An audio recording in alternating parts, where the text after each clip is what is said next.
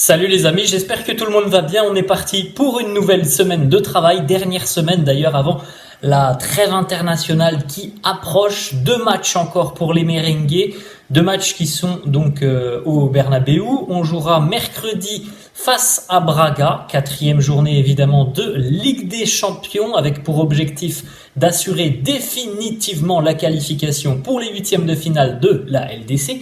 Et puis ensuite, ce week-end, ça sera samedi soir, 21h, toujours au Bernabéu, la réception de Valence, qui fait quand même un début de saison assez intéressant. Les Valencians qui ont galéré la saison dernière, c'est quand même beaucoup plus convaincant cette année. Et quand on voit les difficultés qu'a eu le Real ce week-end face au Rayo Vallecano, eh bien évidemment que ce match face à Valence peut être aussi considéré comme un match piège. On continue donc les amis avec les unes des deux quotidiens madrilènes. Le quotidien AS qui titre El Madrid pierde la cabeza.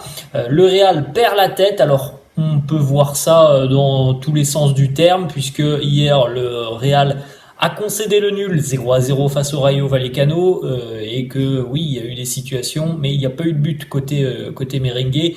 Et puis le Real perd la tête parce que aussi tout simplement Gérone qui s'est imposé avec brio une nouvelle fois samedi du côté d'Osasuna, avec encore une fois un scénario renversant. Eh bien Gérone reprend la tête de la Liga. Ensuite, la une du quotidien Marca qui titre No Bellingham, no party. On regardera une statistique assez intéressante sur Bellingham dans quelques instants. Alors Bellingham qui n'a pas été efficace hier, mais il a été quand même assez bon sur cette rencontre, contrairement à d'autres joueurs qui selon moi étaient en dedans hier et qui continuent de sous-performer déjà depuis quelques semaines, voire quasiment depuis le début de saison. Bellingham hier a vraiment été, je trouve encore une fois, plus que dans le match. Il a été intéressant. On regardera les stats dans quelques instants. Mais malheureusement, le problème que j'avais soulevé un petit peu la semaine dernière, c'est que voilà, si Bellingham n'est pas en mesure, pour X raisons, de marquer ou d'être décisif, pour le moment, on ne voit pas les autres joueurs qui doivent aussi prendre leurs responsabilités. On ne les voit pas être décisifs. Et je nomme notamment Vinicius. On en parlera un petit peu tout à l'heure de Vinicius, parce que je trouve qu'on peut lui reprocher quand même des choses sur la rencontre hier face au Rayo. Donc 0-0 hier entre le Real et le Rayo, avec une première mi-temps assez pauvre en termes d'occasion de but côté merengue. La seule énorme occasion de cette rencontre, et évidemment qu'après la rencontre, c'est certainement le facteur X de cette rencontre, c'est la récupération de Fede Valverde. Je crois qu'on joue à peu près la 10e.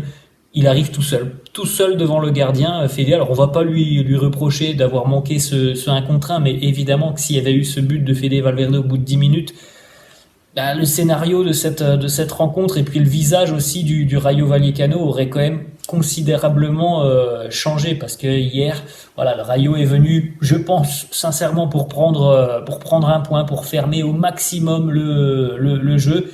Ils ont réussi leur coup, mais c'est vrai que voilà, au bout de 10 minutes, Fede Valverde peut ouvrir le score, et la rencontre aurait été certainement différente. Malheureusement, voilà, il n'a pas pris la bonne décision devant le gardien Dimitrievski, le gardien du Rayo, et c'est bien dommage. Malgré ça, il fait un très très gros match au niveau de la densité, de la récupération, des efforts, Fede Valverde. Et il s'est créé lui-même cette occasion hier. Après, on peut pas lui reprocher de ne pas avoir fini. C'est pas non plus son rôle premier d'être un finisseur comme ça. On sait qu'il a une lourde frappe de balle, Fede. Hier, voilà, sur cette situation, je pense que on voit que c'est pas un numéro 9, ça on le sait. On voit que voilà, c'est pas donné à tout le monde d'aller faire un 1 contre 1 quand tu as 3-4 secondes pour essayer de penser à ce que tu vas faire devant le gardien, et c'est pas l'une des qualités premières de Fede. On l'a vu. On continue les amis avec des déclarations de Carlo Ancelotti à l'issue de la rencontre. Alors on peut être aussi assez surpris des choix, notamment en seconde mi-temps de Carlo, quand on voit le Real qui avait quand même beaucoup de difficultés à se créer des situations chaudes. Je parle bien de situations chaudes parce que la plus grosse occasion, elle est pour Fede Valverde au cours de cette rencontre. Il y a eu des situations, mais en termes d'occasion franche, c'est quand même assez maigre hier. On aurait aimé, je pense tous, voir notamment Brahim Diaz Bon, on a bien compris visiblement que c'est vraiment pas l'un des premiers choix de Carlo. On aurait peut-être aimé aussi, pourquoi pas, une dizaine ou une quinzaine de minutes d'Arda Güler. Je pense qu'hier, quand tu vois le scénario de la rencontre, quand tu vois les difficultés du Real à forcer le verrou du Rayo, il fallait, à mon avis, tenter quelque chose sur cette rencontre. On a eu des changements beaucoup trop prévisibles de la part de Carlo. Et je pense que voilà, un petit dynamiteur comme Arda Güler, ou alors évidemment l'entrée de Brahim Diaz aurait pu faire du bien. Bon, Carlo en a décidé autrement. Carlo qui nous dit on a tiré 22 fois au but, on a été agressif sur cette rencontre, mais voilà, parfois ça arrive, on ne marque pas.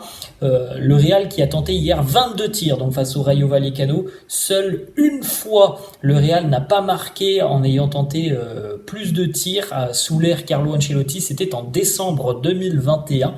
Il me semble qu'il y avait eu un match nul 0-0 là aussi face à Cadix. C'était 37 tirs à l'époque pour le Real avec, il me semble que le gardien de Cadix avait réalisé un match miraculeux face au Real. Bah hier c'est quand même 22 tirs.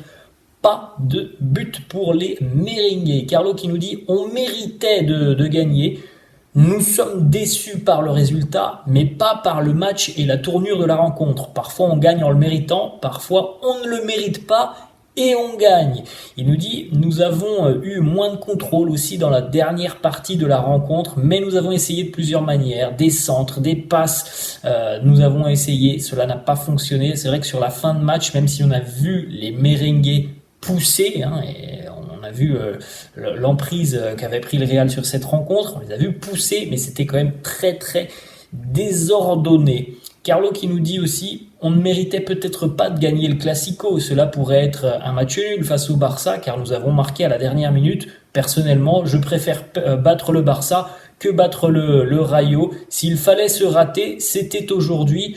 Ouais, bon, c'est des déclarations voilà, qu'on n'a pas forcément envie d'entendre du côté de Madrid. Là, on n'est pas dans le club du coin. Alors évidemment que oui, c'était très bien de battre le Barça, mais déjà la petite option que tu avais pris face au Barça la semaine dernière de prendre 3 points sur eux, bah tu la perds déjà le week-end suivant. Donc voilà, il y a une exigence de résultat du côté du Real. Et franchement, on n'espérait pas que le Real allait perdre des points face au Rayo à domicile. Et ça, c'est quand même, encore une fois, un gros coup dur. Quand tu vois les Barcelonais qui, depuis le début de saison, prennent pas mal de points en fin de rencontre. Alors oui, le Real en a pris aussi, mais voilà, tu avais pris cet avantage avant la trêve d'aller battre le Barça chez eux. Tu as 2 matchs en championnat à domicile. Tu devais faire 6 sur 6. Le Barça, lui, a repris des points à la 92e ce week-end. Bon, bah, le Real en a perdu et c'est bien dommage. On continue avec une autre déclat de Carlo, justement, sur Arda Güler. Il nous dit, Arda n'a pas joué ce soir. Ce n'était pas son moment. Dans les dernières minutes, il y avait beaucoup de combats sur le terrain, de jeu aérien. C'était pas le bon moment pour lui.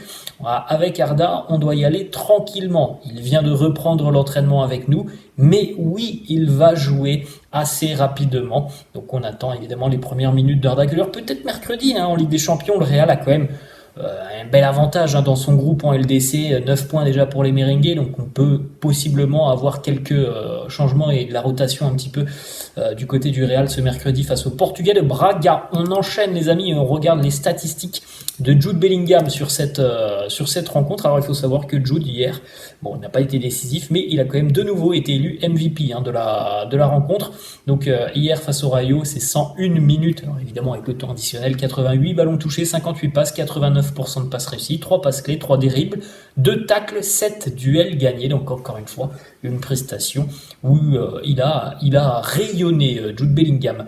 On enchaîne avec cette statistique qui montre aussi à quel point Bellingham est très important du côté du Real. Cette saison, il n'a pas marqué dans 5 matchs, Jude Bellingham avec le Real. Sur ces 5 matchs, 3 fois le Real n'a pas gagné. Donc il y a quand même, on le dit, on le voit, une petite dépendance ou une grosse dépendance du Real à Bellingham. Et c'est ce que je disais tout à l'heure. Moi, ce que je reproche, c'est pas à Bellingham de ne pas avoir marqué hier, c'est que les autres ne prennent pas forcément leurs responsabilités, et je parle surtout de Vinicius. On enchaîne avec une déclaration de Carlo qui nous en dit un petit peu plus sur l'état physique de Bellingham, que l'on a vu toucher hier lors d'un contact anodin. Il est tombé par terre et visiblement il y a eu un problème au niveau de l'épaule pour Bellingham.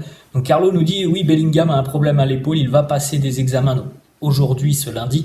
J'espère qu'il pourra jouer mercredi. On regarde aussi les statistiques de Toni Kroos. Seulement 18 minutes hier pour Toni qui était donc sur le banc.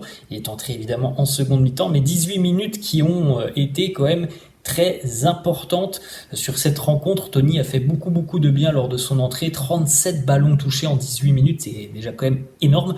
2 passes clés, une grosse occasion créée, 4 sur 4 en ce qui concerne les duels gagnés, une interception, 23 passes réussies, 92% de passes réussies hier pour Toni Kroos, le tout en 18 minutes les amis, donc c'est quand même des stats assez impressionnantes pour l'Allemand. On enchaîne avec cette statistique de Relevo à l'heure actuelle, et si Vinicius et Rodrigo continuent sur leur lancée du début de saison qui est plutôt moyenne, eh bien en fin de saison, on retrouverait donc un Vinicius avec 14 buts et Rodrigo avec 7 buts. Donc c'est pas évidemment, c'est pas tout à fait, les standards que l'on attend de la part de Rodrigo et de Vinicius. Alors pour le coup, Rodrigo hier, il était remplaçant. Il a fait d'ailleurs plutôt une entrée positive. Il a essayé un petit peu d'apporter de la vitesse, de dynamiter un petit peu l'attaque. Vinicius a été assez transparent en première période, mieux en seconde mi-temps, mais c'est quand même assez fou de se dire qu'il perd une énergie considérable à râler. Il n'a fait que ça hier, que ça, de râler auprès de certains joueurs du Rayo, mais surtout auprès de l'arbitrage. Toutes les décisions sont contestées par Vinicius, et franchement, même à regarder à la télé, c'est énervant. C'est vraiment énervant de voir un joueur comme ça. Vinicius, qui n'a fait que de râler, que de pester auprès de l'arbitre. Et franchement, l'arbitre a été, je trouve, plutôt bon hier. Il y a eu certainement quelques fautes qui n'ont pas été sifflées, mais je trouve que dans l'ensemble, par rapport à ce que l'on a pu connaître du côté du Real, l'arbitre n'a pas été mauvais hier, et il a été, je trouve, assez sympa de ne pas exclure Vinicius en fin de rencontre, parce qu'il a complètement disjoncté, notamment auprès du gardien du Rayo et auprès de l'arbitrage. On l'a vu, mais à de nombreuses reprises, juste après une faute, les gros plans, et même pas besoin de savoir parler espagnol. Vous voyez tout de suite les insultes qui fusent de la part de Vinicius. Donc voilà, franchement, c'est très énervant de le voir comme ça, et malheureusement, ça fait quelques temps maintenant que c'est de plus en plus récurrent chez Vinicius. On aimerait qu'il retrouve un petit peu ses qualités de bon joueur. C'est vrai que on voit quand même un Vinicius bien emprunté depuis quelques semaines, voire le début de saison, et ça dessert le Real parce que franchement, depuis le départ de Benzema, celui qui doit prendre ses responsabilités, c'est lui, Vinicius. Et bien au bout de 3 mois, alors oui, il y a eu une blessure, mais on attend toujours, c'est Bellingham pour le moment qui a pris ses responsabilités, mais Vinicius doit vraiment hausser son niveau. Regardez un petit échange hier entre Vini et Dimitrievski. C'est tu y yo fuera, toi et moi dehors, on va se retrouver. Bon, ça c'est un exemple parmi tant d'autres, mais il y a eu toutes les contestations auprès de l'arbitre. J'ai trouvé vraiment qu'hier c'était assez dingue, parce que à chaque décision de l'arbitre, il y avait un Vinicius qui était véhément, qui levait les bras au ciel, qui venait discuter, qui venait pinailler auprès de l'arbitre. Et c'est franchement énervant. Une petite déclaration de Dimitrievski, le gardien donc du Rayo, qui nous dit Vinicius m'a dit que oui, il voulait me voir après la rencontre. Moi, je lui ai fait un câlin. Même malgré tout ça, ça reste un très bon joueur. Ce qui se passe sur le terrain, parfois évidemment, il y a un petit peu de tension. On termine, les amis, avec l'analyse de la Cadena Ser, une analyse que je trouve assez juste. L'analyse, c'est on ne peut pas attendre de Bellingham qu'il gagne seul tous les matchs. Le problème, c'est Vinicius et Rodrigo. Je suis assez d'accord avec ça. On l'a dit à plusieurs reprises dans cette vidéo.